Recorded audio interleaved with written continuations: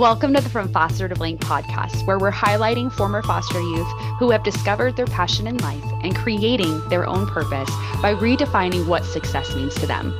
It's almost like a Where Are They Now podcast. Within every single story, we will see different people highlight what inspired them to change the direction of their life and how they achieve their own goals by redefining what success is. The best part is everyone is going to have a different definition of what success is, and we get to learn from them. The other neat part is that every single one of these people are going to highlight what they do, and they're going to give advice on how they got there. This is an educational podcast for people that are like you and me, foster care kids, but we're going to see it from a different lens of positivity. So here we go. All right, everybody, welcome back to the From Foster to Blank podcast. I have Daniel here, and he's going to jump in and he's going to share with us what he does. Yeah, hello, everybody. Obviously, my name is Daniel Basuano, he, him, his pronouns. I don't know. For me, I do a little bit of everything. I worked my way up in the political road as an advocate. I became, a youth commissioner, one of the first youth commissioners, and I served on the commission for 3 years. I've created my own nonprofit in collaboration with Homeboys Industries. I currently work as a medical assistant at Homeboys Industries in the tax removal, and I work at Loyola Marymount as an education justice youth coordinator, which basically is a fancy word for policy work in the educational world, specific to juveniles.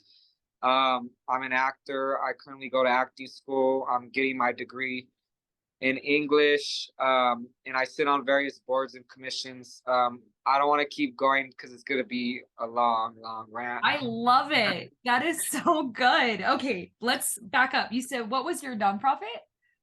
Well, my nonprofit was, there's no name for it, but it's the Book Foundation. But basically, it's a organization that I created to introduce literature to people that are incarcerated, specifically in the compound.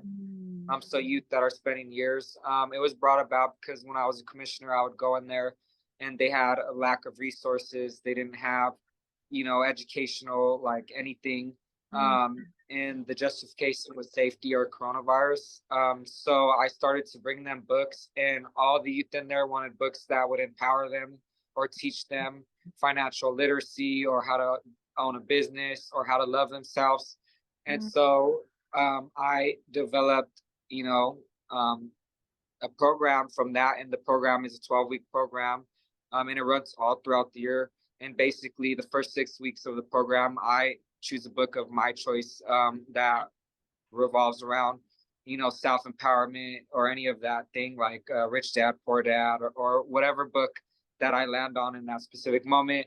And then we have like a 2-week transition period. We choose youth leaders inside the compound to choose their own book and to kind of lead the next 6 weeks of the book club, to where they create the check-in questions and kind of like guide that next 6 weeks. At the end of it, they create a book report in a creative way. It could be a dance, a song, a theater, whatever it is, how they interpret it, a short story, and they'll read it off. And the goal is to have some of the authors come and be able to speak to the youth. But it's barely going to start getting up and running again. I got like $12,000 worth of funding, and then it kind of fell through because I left the commission because the bureaucratic standards that they inflicted try to silence my voice, and I'm not one of those people. So with that, the power of being a commissioner left too. So getting nonprofits in the jails isn't the easiest thing. No, it's not. Getting anybody in the jails is not an easy thing. There's a lot of hoops that you have to jump through. I know a lot of people who do stuff within the jails usually work with like a church, or they work with an education institution. So maybe connecting with like a college who has a program already that can help you get in. That'll also be great too, but maybe, I don't know, you've probably already looked at options. I'm good. I already have full clearance and everything now, and I'm working with HJN to do my own program through them. Good. So I don't know if you know what HJN is. It's you like can explain it for people listening, because not everyone will. Yeah, it's basically like the umbrella organization for all the arts nonprofits specifically that work in the juvenile facilities or with youth. So it is just the umbrella. It's basically the overarching for any organization that's art. There's Inside Out Writers, which is writing, and there's like theater and music and all kinds of programs, but they basically oversee it and then like tell them where to go inside the juvenile Yeah. facility. So Yeah. one of the things that I want to kind of highlight, because I want people to understand this, when it comes to foster youth and incarceration, what is the percentage of foster youth who have experienced that? Do you know? Off the top of my head, no, but I know it's a high percentage. Crossover is always something. I spent 7 years of my life incarcerated as a juvenile, but I'll look it up right now. Yeah, I'll I'm see. looking it up on my side too. So I know in California, it states that 70% of the state, it says all state penitentiary inmates have spent some time in the foster care system, and that's according to California state legislators.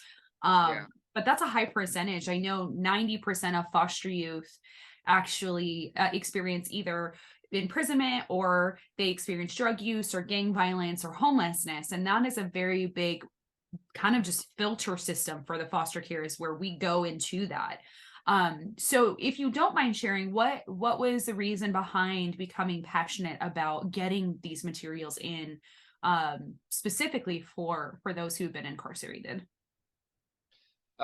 It's because, well, I've experienced the bias of being incarcerated myself and just the stigma associated with, being incarcerated in any system at any moment in time, even being a foster youth, and the negative connotations associated with that.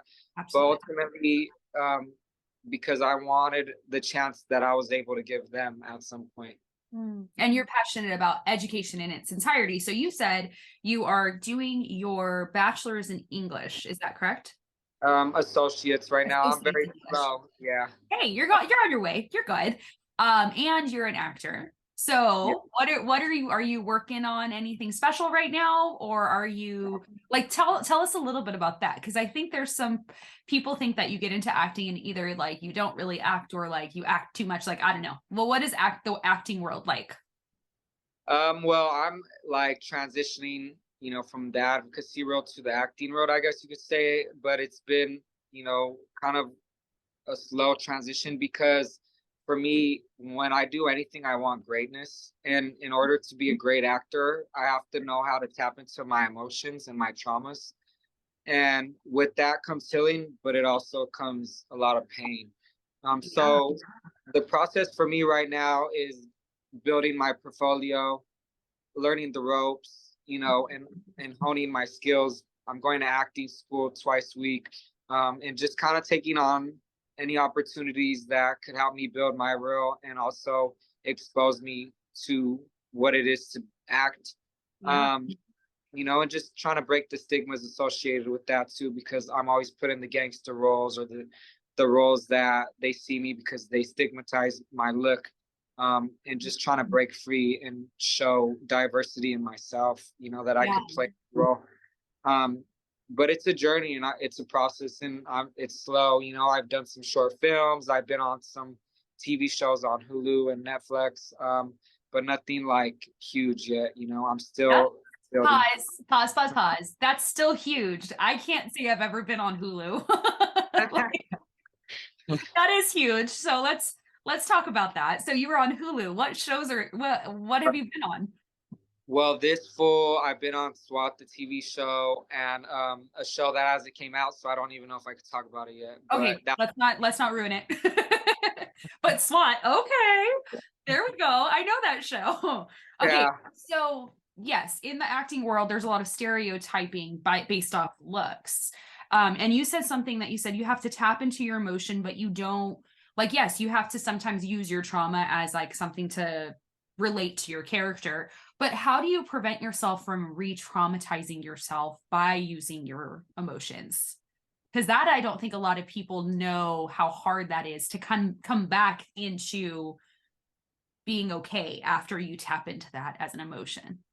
Yeah, I mean, it's I mean, it's difficult because there's like different forms of acting, and there's something called method acting where it's like you really embody the character by losing weight if they're really skinny, and like tapping into the emotions that way. And that could be like life threatening. And then Yeah. there's the acting that I'm learning, which is not method acting. And it's basically teaches you how to tap into your emotions by connecting your emotions to what's something relatable in the character. And then it also teaches you how to pull yourself out if it's something that's very like traumatic or like Yeah. a very deep emotion by doing the opposite of what that might be. So for example, if I'm doing a scene and I'm breaking up with my partner and I basically use that scene and apply it to one of like the scenes in my life, I guess you could say, Yeah. um, doing the opposite of it at the end and being able to think about like positive things and like self-love and just like pulling yourself out in that way. Like we'll even scream just like, I love myself, I love myself, I love myself. But however it is, because it looks different for everybody, right? So it can't be a one size fits all. My acting coach is just Levels, giving me right? tools. Yeah. Yeah. Like I could tap into my emotions real fast because I'm already emotional, but sometimes putting myself out is the hard part. So really like being able to look in the mirror for me and love what looks back is really what pulls me out of it. Like being able to love myself. Sometimes we'll hug ourselves when we do our exercises, and we'll sit there and we'll like go through like, okay, just imagine if your mom was dying, and we'll feel those emotions, and everybody, I swear, will be crying and screaming and yelling and this and that. Some people will be quiet, but then pulling yourself back too is like the opposite, like laughter and happiness and joy. Yeah. Because you're basically putting yourself, and this is the hard part about acting that people don't realize. So I'm glad that we get to talk about it. But with acting, you're basically putting your mind and heart in what hurt you. So it's more putting yourself back into your fight or flight of your situation. And then you have to pull yourself back out and say, this is reality. I'm okay. And a lot of big actors who have said, they've done like those big roles, you know, their roles that they're like, this really was bad, I had to go to counseling after. It's because they have had to dig so far deep into their character, and they didn't realize the negative impact, and they weren't able to pull themselves out. And I think one person I think of who talks a lot about this is Jim Carrey, where he has shared like, you know, I'm always the funny guy, I'm always this guy or that guy, or I do a deep role, but he's like, it's really hard sometimes to turn yourself off and be you. And so if you're not comfortable with yourself, you find I'm depressed and I'm anxious, and it's like, well, let me go put on my Jim Carrey character versus me. And then you have to learn how to sit with yourself after you're not the role anymore. And he's like, sometimes that's not a character we want to play, as who we are. So you're learning this early to say, okay, I got to be careful and know like, okay, let me hug myself for a second. And it sounds silly, but when you're in it and you've gone through that acting, and then you have to pull yourself back, you're like, I'm safe, I'm okay right now. And that's where the physical hugging comes in, to say like, okay, I'm okay, I'm not in that anymore, I'm safe right here, and I love who I am. So even though I know I went through that, or I can tap into that emotion, I need to remind my mind I'm not in fight or flight anymore. I'm okay. I just got to calm my mind back down, which is a hard thing to do. I don't know how people do that. I'm emotional for days. So what does your rest look like after going into that? I smoke a joint. I'm just kidding. And by that, he does not mean don't be illegal. It's legal. I'm 27, but it doesn't matter. What are some other healthy ways? No, I mean, it looks different all the time. You know, for me, I love going on hikes and being in nature. I love spending time with people that I love. Like it may seem like I'm not a people person sometimes, but I love people, honestly. And yeah, hiking, being with people, and then you were gonna say another thing. Just surfing. You know, sometimes rest is just being at home and turning on a TV show and putting your feet up and relaxing that way. You know, it looks different for everything. You know, sometimes I might feel like doing that. Sometimes I want to go explore and go on an adventure and get my mind off things and, you know, like see the beaches and be in nature. It just depends, honestly. And I think that's how you should do what you feel. Absolutely. I agree with that. All right, let's move to the second question. That was a lot of good information. How do you define success?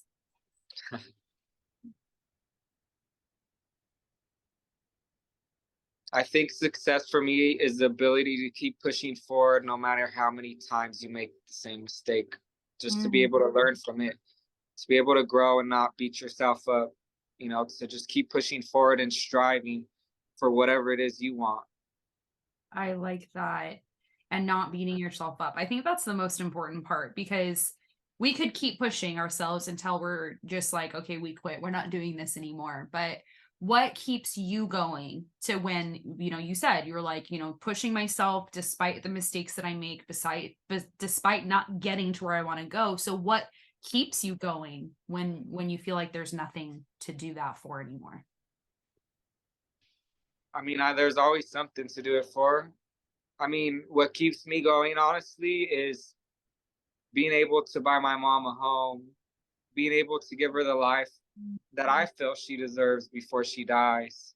You know, it's not even me. I'm comfortable like right now. I have plenty to spend, and I'm not rich, I'm not poor, but I'm 27 damn years old and I can pretty much do what I want to do. So the only thing I can't do is buy my mom a home. The only thing I can't do is send her thousands of dollars to go shopping when she wants to go shopping.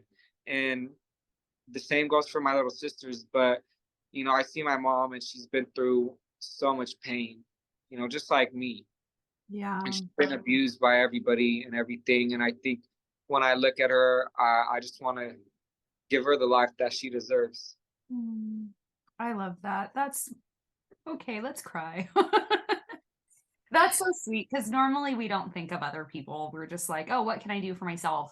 And you're just like, okay, I know I made it when I can buy my mom a home real quick. And you're working hard at that. You know, and even if it's not a home one day, maybe it's just a lunch where you just say, Mom, I love you. Like you said, like I'm able to just go spend it and I don't care. Like I got this. But dang, dude, bring out the emotions today. Okay, I love that. Okay, pushing yourself forward despite the mistakes that you make. Now, you also said not beating yourself up. And I think that is huge.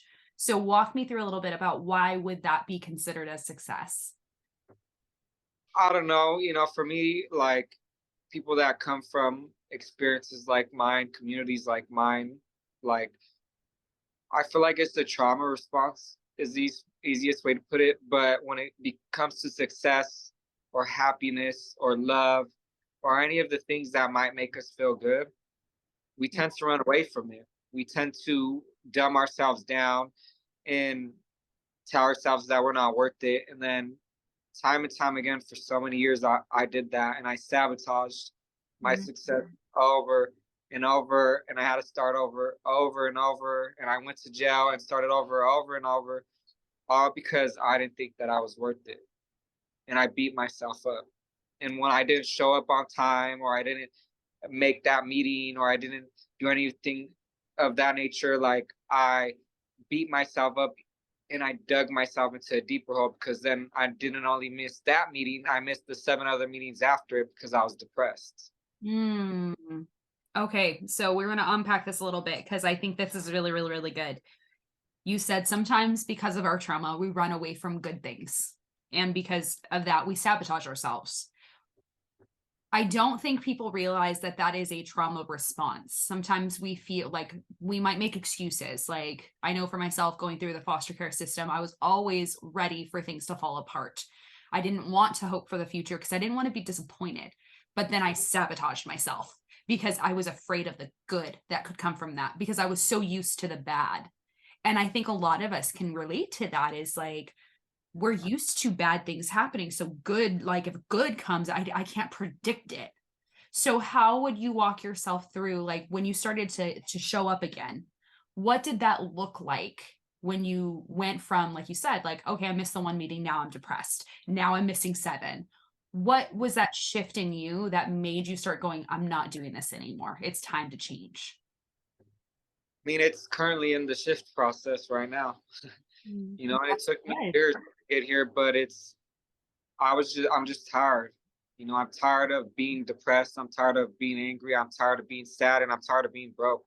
And Yeah. I'm tired, and I think that because I got so tired, you know, I mean, things are changing. Don't get me wrong, I still self-sabotage, but it's not, you know, like I'm successful and I'm being on TV shows and I have jobs, and then I tear it all apart and end up in jail and losing my housing. It's more like, you know, okay, maybe I can't overcommit anymore because that's what I also do.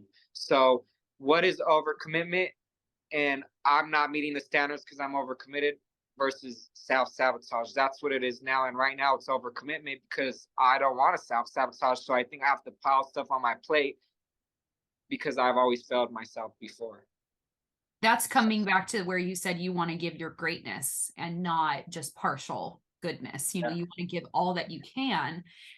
Do you feel like sometimes the reason that we overbook is because we want to show people that we're capable and like we want to be trustworthy, but in our too many yeses, that's where we only give part of ourselves? Because I noticed that myself too, where I was like, I used to not even plan for drive time, and then I'd always be late to stuff, and people are like, "You're not reliable," and I'm like, "Yes, I am. Look at me," and I'm like, "Oh, I'm not reliable." And that's a hard reflection thing for us to do, but I think that stems from wanting control over things, or maybe afraid of letting people down, or people not giving us the opportunity, and so we're grabbing everything versus being like, you know what, I can't fit this in, and that's okay. But it's good to step back, because then you can show up better than what you would have if you gave parts of yourself. I love that. Okay.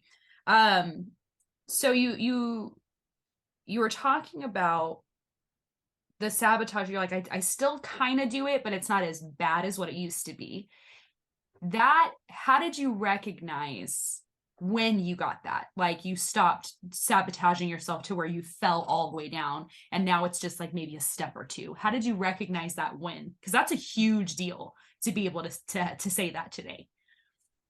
Yeah, I mean, again, this is very recent, but it's just like, I mean, there are certain areas like platonic relationships or even like emotionally invested relationships where I struggle still, and that's where I sabotage a lot now. Success, you know, like I feel like is more the over like compensating and overcompensating. That's how I self-sabotage. So just trying to like be mindful of that because, you know, I do that because I, like you said, I didn't get opportunities growing up. I couldn't even get a job at Ross Dress for Less, and I couldn't survive.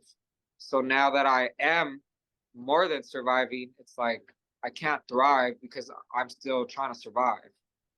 And um and that's kind of where I recognized it. I don't want to survive anymore. I want to thrive. And the only way I could do it is by seeing the part that I play. That's the only thing that I could control, you know? Okay. You can't thrive when you're just surviving. I think that's something that we forget, and that's where we start to beat ourselves up, is that we're like, well, we're not thriving. We're not like our friends. We're not in the same situation as someone who's 27 my age, and blah, blah, blah. I used to tell myself that all the time. And so I felt like I had to fast track school and fast track goals and fast track success. And I stopped and I realized, hey, I can't do this anymore. So when you are now, you said when you're wanting to thrive, you realize like I got to show up differently.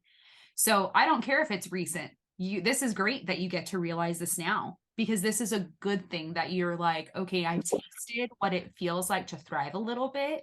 So if someone were to ask you, how do you stop just surviving? What is something that you can tell them as like, here's my piece of wisdom? Okay. I don't know. The only thing that I could think of is learn how to love yourself, you know, like do things that make you happy. Don't focus on the bills, the rent, the this, the that. Like do things that make you feel full. Go surfing, go jump off a bridge with those little zippy lines, go, parachute, go do whatever it is that makes you happy, and also face those fears at the same time. When I go hiking every time, like, I'm scared of heights, my palms sweat, and I'll go up that hike either way because it makes me feel good when I get to the top and I see this beautiful view and I'm like, damn, I did it. So start living. Start living.